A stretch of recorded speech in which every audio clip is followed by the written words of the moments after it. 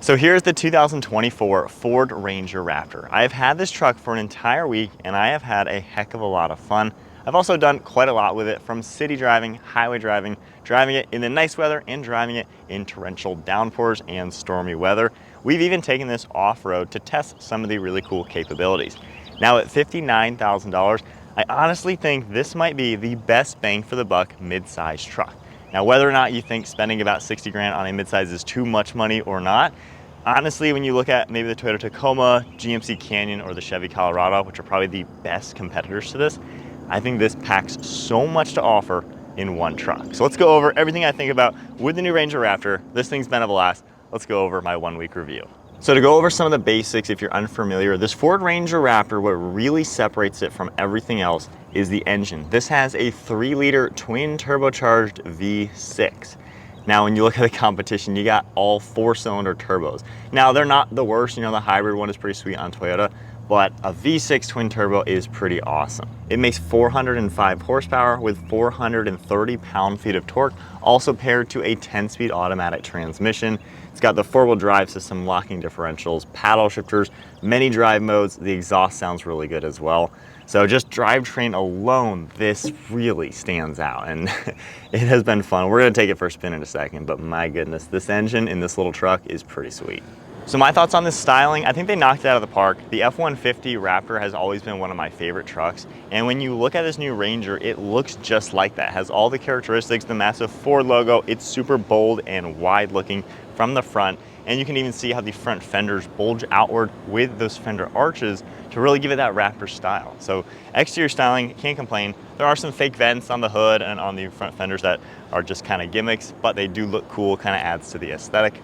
At the side profile, the proportions are fantastic with the full crew cab, of course, with the shorter bed. The wheels look massive too. My only one complaint is these side steps. They're a nice black powder coating with Raptor. They look cool. However, just for my personal height, even my wife, who's like a foot shorter than me, we always find that we don't really stand on them much. We just kind of just hop right in. So they end up hitting the backs of our legs when we get in and out. So personally, I would remove those and just get a nice set of frame sliders. But other than that, it looks great from the side. And then in back, it looks as tough as you would expect. I do like you're gonna see the massive steel hooks back here. Some little drawbacks, the exhaust tips, while they sound awesome, they look cool. I mean, it makes sense to have the dual exhaust. When you're off-roading, this is definitely very vulnerable for hitting it off-road. So I would probably do a high clearance tucked away exhaust. The trailer hitch is interesting. So it does stick out quite a lot sitting right back here. But every other truck, this is sitting way lower and becomes the lowest point on the back. If you're in the Tacoma or anything else going up something steep, your hitch sitting down here is gonna scrape. Ford did a good job tucking this out of the way up on top with the bumper, and we didn't scrape this one bit. So they've done some smart things with how they've hidden this. Just the exhaust tips are gonna end up getting destroyed if you really are doing rock crawling. But other than that though, looks great back here with all the contours and comes together. Bed space as well. I didn't really do anything with this truck to utilize the bed. It's a little bit smaller than a Toyota Tacoma, so there's gonna be some hindrance, but you got the hooks. You can still fit dirt bikes in here, and really can't complain. It's got some power outlets as well. So it's still gonna be a useful truck for what you're gonna need. And if it's gonna be your work truck, you can clamp something down to your tailgate and still use this for the utility. Moving to the interior now with the Ranger Raptor, some things I like. These seats are incredibly comfortable. Probably one of the most comfortable seats I've been in a long time. It's a really good place to be. Same thing, steering wheel fits nicely in your hands. It just feels like a nice truck. I've enjoyed my time. The materials are pretty cool. You got the soft touch vinyl all throughout it. Some cool contours, the leather on the seats, plenty of storage in the center. Really can't complain. Now, as far as personal preference, it is very squared off and kind of straight up and down in here. I do like how the Tacoma has a little bit more depth to the dashboard. Personal preference, not really a big deal, but that's just one thing.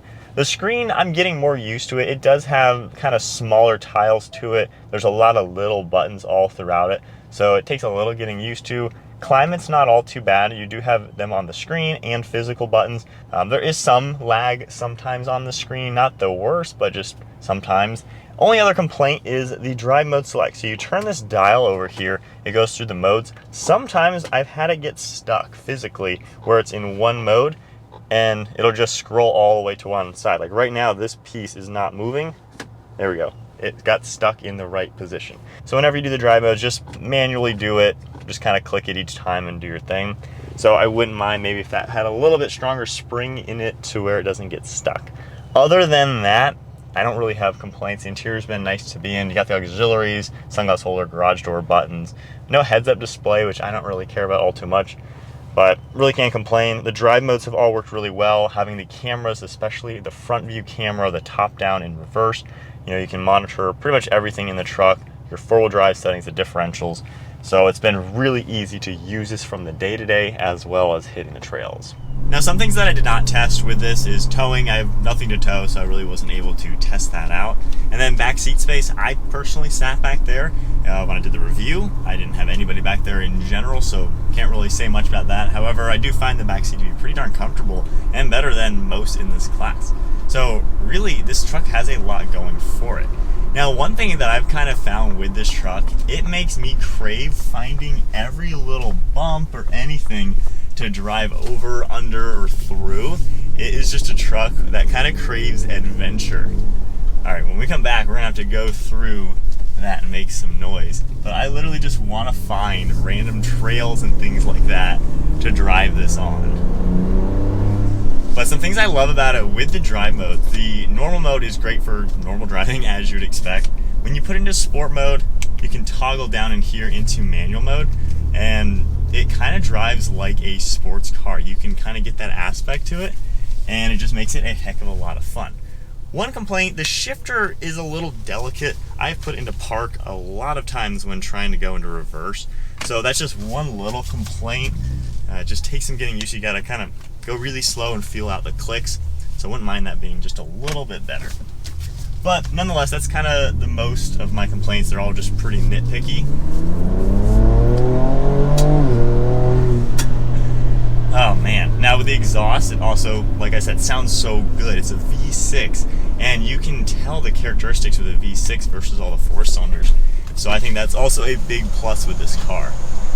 But going under here, let's rev it a little bit in neutral.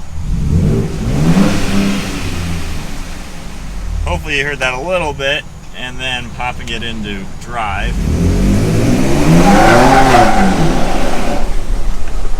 It is a truck that just craves having so much fun.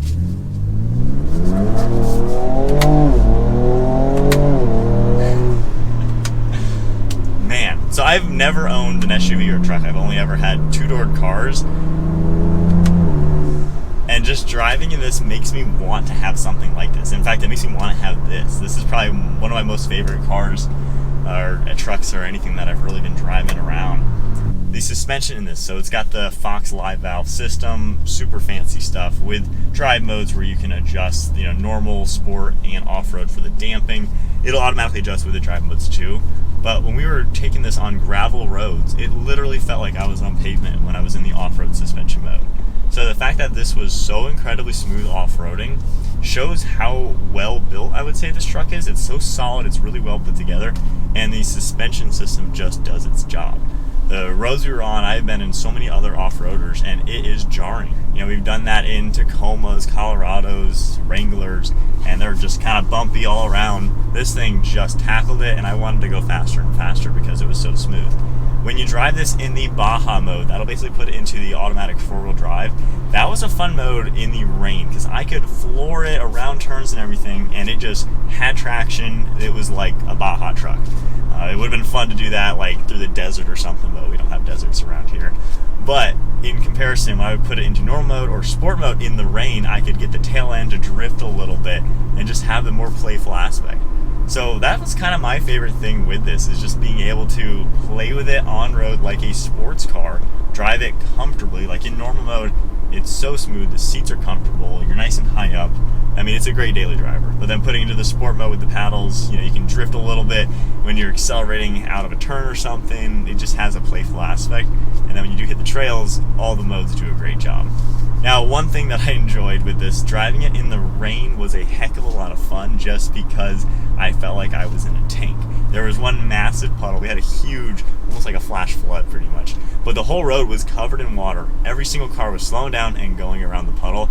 I floored it right through the puddle. The water just shot up over the truck, landed on the windshield, had my wiper blades on. It was so hilarious. So this truck, you just smile left and right driving it.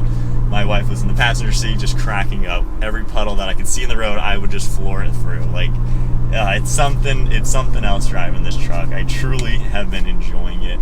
And when you do take it off-road, you know, we did some rock crawling, some higher speed runs. The rock crawl mode does a great job in the four-wheel drive low. It'll give you that really good slow speed capabilities to where you can just slowly crawl over things. Ground clearance, I didn't really have an issue aside from those side steps, which again, I would just go with some frame sliders. But the fact that nothing really scraped with a stock setup on this Raptor was a really good plus. You know, this is kind of a purpose-built off-roader type of truck from the factory. And it seems like Ford did a good job giving you a really good base.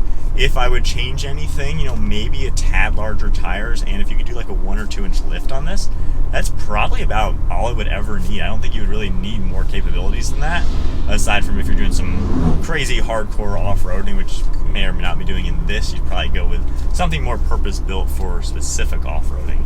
But this just seems to have the whole package, and I don't really have any other complaints aside from the little nitpicky things like this just getting a little stuck, shifter not being my favorite, side steps being a little in the way. I think those are my only genuine complaints.